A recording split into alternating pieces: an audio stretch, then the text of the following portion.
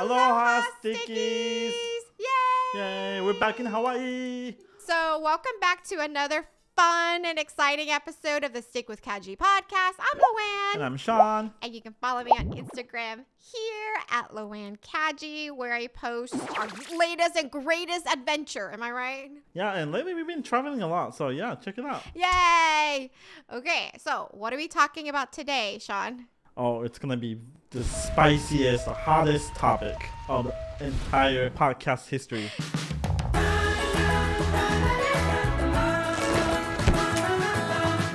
So we've been watching a lot of different type of shows recently after we put the kids to bed or when we're having our little lunch date together. And there's a trend of type of show that been going on, some sort of a documentary type, right? That we've been watching. So the two that really stands out to us recently is the Tinder Swindler. Sorry, it was so spicy. Just have to make that expression. And the Inventing Anna on Netflix. That's my favorite too. But the only difference on the Inventing Anna is, yes, it's based on a true story, but it's not a documentary. Versus the Tinder Swindler, it's a documentary, right? Right. So I'm just going to do like a little recap in case you guys never seen those two particular documentaries. Wait! Before we continue with this sketchy story, I want to show you this new game called Super Spy Ryan. It's a multiplayer mobile game where you can play as Ryan, me, and a bunch of the other VTubers in a toy collecting competition. In this 3v3 arena, you will not only have to use stealth, but some wild abilities too. I suggest the water balloon. Is this a water balloon? Hey, haha. Oh no! Can you unlock all the items and outfits and get the toys back from Pack Rat? Become a super spy with us and find out. Oh, collect all those too. Nice. We're gonna win! Yeah! Parents, the Super Spy Ryan app is available on Apple App Store, Google Play, Amazon App Store, and Amazon Kids Plus. You can visit amazon.com/Ryan's World to learn more. Super spies, raise them high! I'm gonna go finish the mission that I started. Now back to your regularly scheduled program. Back to you, Sean and Luann. So for the Tinder Swindler, it's based on an alleged, okay, don't come for us, alleged con man, where this man uses the dating app Tinder to hook up with women, and he allegedly scammed them out of hundreds of thousands of dollars. $20,000, $30,000, $140,000. Yeah, on his profile, he's saying he's son of the billionaire, and he had a bunch of pictures of himself in a private jet and a very expensive hotel, eating a nice meal, being on the pool outside with a bunch of models. So it looks like he's spending a lot of money for himself on his luxurious lifestyle. So you'd think when you look at his profile, oh, he's rich, he's filthy rich. Right, and he really did take these dates on private jets and really expensive hotels.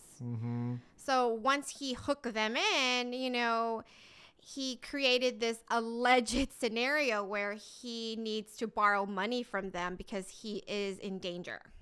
It's a great hook. Like, think about it. If it's your first date and he's taking you as a surprise private jet to different country or different city, right? I get hooked. That never happened on my first date. Has it ever happened to you on the first date? That makes a big impression. Makes a big impression, yes. But, that's why we're here. We're trying to not get scammed here, Sean. So. Oh, yeah. I'm scam protected. I don't know how many different countries just contact me that their country is in danger. They need to wire me money. So in order for them to do that, I have to wire them money for some reason first. So I'm protected. Then another show that we just finished watching, that's we were saying, is Inventing Anna, and is based on a fake alleged socialite, and she claimed that she's a German heiress. So she claims she came from the very wealthy family, that she has $60 million of the trust fund from her dad, and that's how she has portrayed herself on social media like Instagram and other dating apps too. Right, so she's able to scam all these rich businesses, right, on letting her stay at the hotel for months at a time. One time she was able to convince a private jet company to borrow the plane to go on a trip. But not only that, she also had scammed her friends too. She made a friend, her name is Rachel, and she got her friend to pay for the hotel fee when they went to Morocco. I think it was around like $60,000 that was charged to her business credit card. Yeah, that was the only credit card she had the upper limit over 60,000. So she had to use the company credit card, and later on she got in trouble and she had to pay for it. Now she's still currently in debt for that payment. So all of these shows that we've been watching leads us to finally what this podcast is about, okay? So I've been wanting to tell this story for a while because I really feel like it's important to get the message out there, you know, because somebody that is very, very close to me, like in my immediate family, I won't say who because, you know, I'm going to say her name is, what should I say? Miss B. Miss B? Miss C. Miss C? That's too long. I'm just going to say Susan. Susan? Okay, all right. So Susan, she uses Facebook. So one day, Susan, right, start getting a friend request from somebody that she doesn't know, but that friend request has a picture of somebody that is good-looking person, right?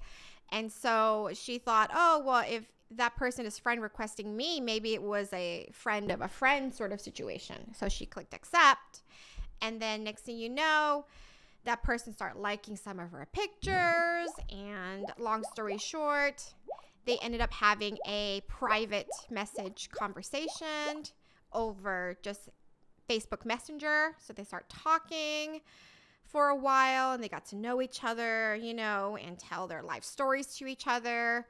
So far it seems normal, right? Yeah, and he claims he's very high ranking on the army. He's the U.S. Army who's stationed to Afghanistan right now. And he's wanting to come back to U.S. soon. And that's why he's connecting with all these people on Facebook in the U.S. because he feels homesick. Right. You know, after being talking for a while, Susan right now thinks this person is her boyfriend. So her boyfriend said, hey, you know, I'm still stationed overseas, but I would really like to come visit you. I'm going to buy a ticket and I'm going to go home to visit you, right? And so Susan got all excited, obviously. And so he said, okay, well, I'm going to be here, you know, in your states in a few days sort of situation. Well, a few days went by and he's nowhere to be found. So she showed up to the airport, waiting to pick him up, but he's not there. So she went home and she waited for the next day or two. And then that guy contacted her and said, the craziest thing happened. So I was on my way to the airport, right? And then, you know how sometimes you have to make like a connecting flight stop? Mm-hmm. So the connecting flight stop is another country. So he claimed because he is in the U.S. Army that when he had taken the connecting flight, they have flagged him because they don't trust him being there, and they take him to prison. He said that his government couldn't really help him because, you know, they didn't want to make a big deal, didn't want to make like national news about it.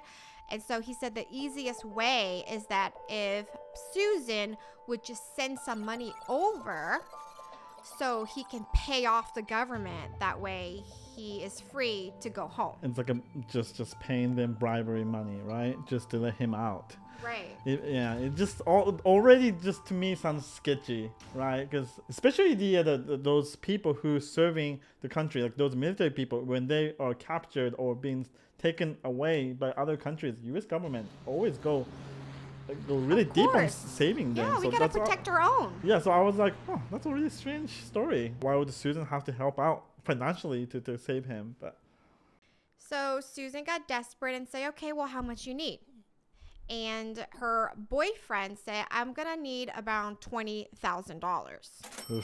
I mean, that's a lot of money, right? For somebody you never met. Has she ever talked to that person over the video chat? No, Oh my gosh. only through private DM text. Not even like a call? Not even FaceTime or anything. Not even a call. Oh my He gosh. claimed that he is on, active duty there, so it's against his job to do FaceTime for some reason. And But then he's okay doing a Facebook.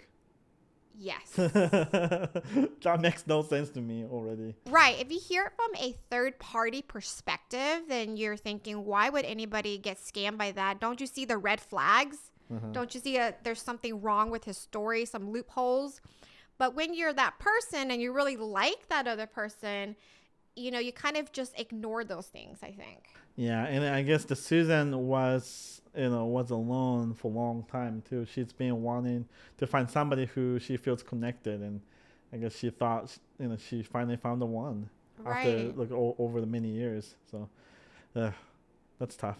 So, $20,000 is a lot of money, So she don't have that kind of money in the bank. So basically what she had to do, even to get that amount, was she had to sell her car. So yeah, so she did that, and then she sent him the payment, right? To back it up a little bit, when she Yeah. sent the money, the bank called her many times, Yes, just true. warning her, hey, this sounds very similar to the scam. This is very typical procedure for scammers trying to trick people. Are you sure you know this person? And she had to sign multiple the paperwork saying, okay, I'm aware what I'm doing, and I'm okay, willing to take a risk to send the money to the foreign country. And that's what she did. And she sent the money. Yeah, and it's very sad, right? Because the profile picture is just a random picture that person have found online. So it's You not know? even him. Right. Ah. And so, I guess it's hard to say when you're in that desperate situation looking for love and you really thought you found the one, right? And, $20,000 is obviously a lot of money, but if you can find a way to get that $20,000 and you think that that's all it takes for your lover to come over, I mean, I can see why she had done that. Yeah, and then what she believed in was that he said he has a lot of money saved up in his account. He just can't access it from where he is. Once he comes over, he promised her, oh, we can buy a very expensive big house together. We can live there. I can pay you back 10 times more than you lend me money for. And he's been promising all this stuff, and she just believed he is a very wealthy person. And it all sounds kind of familiar, right? It just sounds very similar to Tinder swindler. Like that person also claimed he is very wealthy. He just needed to borrow the money just for that moment, and he paid back with a lot more interest in return, but never happened. So The Tinder swindler claimed that he was the son of somebody who owns a really high-end diamond company. Yeah, so I he mean- called himself the Prince of Diamond, there supposedly. is a website for it, and there's an article about it, but then all fake. But then it's on the website, so you will believe that. Yeah, if I find stuff on website, I might start believing it. It just sounds like just legit. Right, but nowadays people are so good with Photoshop, right, and editing. So just be careful out there that not everything you see is real. Yeah, so I get tons of email claiming it's from Google, right? Saying my channel monetization will be disabled if I don't sign in and do some account setting update. I get that all the time, and it looks exactly like the email from Google. They wouldn't send message like that, so I always just disregard it. So, but I'm sure there are a lot of people being hacked that way. Wow, that's really sad. So you guys be careful out there about signing in or clicking on links that you're not sure of. Okay, so a few days went by, and after Susan had sent over the $20,000, right, a few days went by, and then he messaged her again and said, oh, thank you so much, I'm out now, and I'll be seeing you soon, right? I'm gonna get on the next flight out of this particular country and go see you. So Susan's really excited, right? She could finally meet her lover. She wasn't worried because she's gonna get the money back, supposedly. But a few days went by again, and she hasn't heard anything from her alleged boyfriend. Then a few days later, her boyfriend messaged her again and says, "You never believe what happened. I had to get another connecting flight to a different country, and same thing is happening. The government don't trust me because I have a lot of gold in my backpack." Why would you put gold in the backpack of one of them? It's so heavy too. I don't know. It's like I'm saying, when you're desperate, you believe anything that person's telling you. Couldn't he just give that gold to them to release himself? I have no idea. Sorry, I just always just think I kind of know. analytically. So I know, I was like, I this know. already started not making sense to me. I know. If he had the gold himself, that's a perfect currency. That Right. would, that would work for any countries. Right. Couldn't he just give that gold? And it's really sad because she already sold her car, right? And she had burned through the savings she had in her bank account. So, do you remember what I told you what she did? Yeah, I remember. It was shocking. The car itself was already shocking, but this is even bigger. Yeah, she put her house on mortgage. She owned one single house that she thought she would live for the rest of her life. Because we hear the story, from the other family members, and everybody told her she cannot do that. That she's gonna put herself in a big trouble later on. He's telling her a lie, and she's just giving out the money, free money, to that person. Right. She said, not everybody online is a scammer. Not everybody online is a bad person. So, which is true. But in this case, she's already out 40 grand at this point. But she didn't want to listen to anybody. I mean, ultimately, she's a grown adult, with her own money. So nobody could really tell her what to do. And so same thing happened. He got the 20 grand. He was released from that country. And I don't know how to continue the story because it happened to somebody that I know and I felt really bad. But at the same time, how many times do you believe the same story? It's just at which point do you just Give up on it? give Yeah. up? Yes, thank you. Sometimes, so if you've already put your feet down, right, and you already put all the money that you have already, then she's just afraid to not believe it anymore. So she just keep going. Yes. So same thing, right? So he went through the third country, and guess what? He got stopped by the government again. At this point, I think they're just trying to see how many times can we do this. Do you guys want to know how many times it took? Not 3, not 4, but 5 times. He claimed he went through 5 different countries, and he stopped and imprisoned for 5 times within, like that span of a month, basically. And she believed him every single time. And she didn't even sound upset. She sounds like, oh, he has his own reasoning, so it's okay. When somebody have a feeling, toward the other person, it really blinds their eye, right? Right. So at this point, she's out 100 grand, which is a lot of money. Without any car, without any home. And I just felt really bad because at that point, after he had tried the 5th time, there was a 6th time. He said he's so close in the US. He's just out of money, and he just needed around $5,000 or so just to To me, see that's her. scary. Like, to me, that makes me upset because they know that she's running out of money. So he's lowering down the Right. amount that he wants from her, because he thinks maybe for that much, maybe she still have some left. So they really trying to squeeze everything out of Susan. I mean, it was already over the line, but to me, that's like inhumane. Right.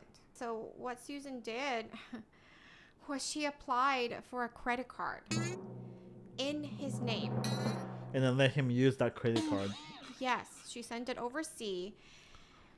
And same thing, the credit card company contacted her and said, "Are you sure you want this? This sounds like a scam. This, sounds like something that we have seen many, many times before." And she claimed, "No, this is for my future husband." So yeah, so she applied for his credit card. She sent it to him, and of course he maxed it out right away. You know. So when he called her and say, "Hey, can you increase my limit? You know, I'm gonna need more money." She said she already burned through her money. Right? She sold her car. She put her house on mortgage. She really doesn't have any more. And you know what he did? He stopped talking to her. He's like, all right, I better move on to the next target. And it's so sad, you know? She would try to contact him, and he blocked her from Facebook. And initially she was worried maybe something happened to him. Yeah. So she still believed in him even after that. So when I heard this story, I really thought, oh, wow, I didn't think somebody would fall for it like that. And so I realized, wow, it really does happen because, you know, all that person need, right, is for one person to fall for it. Yeah, and nowadays money transaction is so much easier, right? Through PayPal, through gift cards, through credit card. It's so easy transaction. You can scam people globally. Right? Because all he needs is one person and he can live multiple years. And in order for that Right? person to trick this target, he has all the information on social media too. Pictures, that person's age, friends, and social status. All these things, he has that information. So it's all these information helping him to trick that person even more so. That's the part of the reason why I stopped Facebook. Oh, really? Yeah, that's the kind of dark side of the social media. You really have to know how to use it right? So I'm sure everybody gets some kind of approach from those scammers one point in your life, and I guess you just have to be able to know when that happens. And also, I guess it's just a culture too. For my own country, you know, it's a shame to borrow money like a lot of times. Like even between the family too, we don't really ask for any money to each other. Doing that to stranger is already, to us, it's a big red flag. Right. So yeah, so months went by, and obviously Susan finally realized that it was a scam. It's just really sad because right now, you know, she's having to pretty much rebuild from scratch, right? And she had to file for bankruptcy and pretty much try to start her life over. So we just want to make a video about it and explain that it really did happen to somebody that we know personally, and hopefully, you know, just kind of get the message out there that these things does happen. And if you do know somebody, you know, that tells you a similar story like that, just advise them that, hey, this doesn't sound legit. Like maybe you should, you know, look into it more before you give that person your money. Yeah, let that person watch this video or those documentaries on the streaming services right now, and then they can just relate. They can be like, oh, wow, that sounds exactly like my story. This is gonna be also scammed then maybe that would help them realize they're being scammed. So yeah, we don't know how to end on a positive note.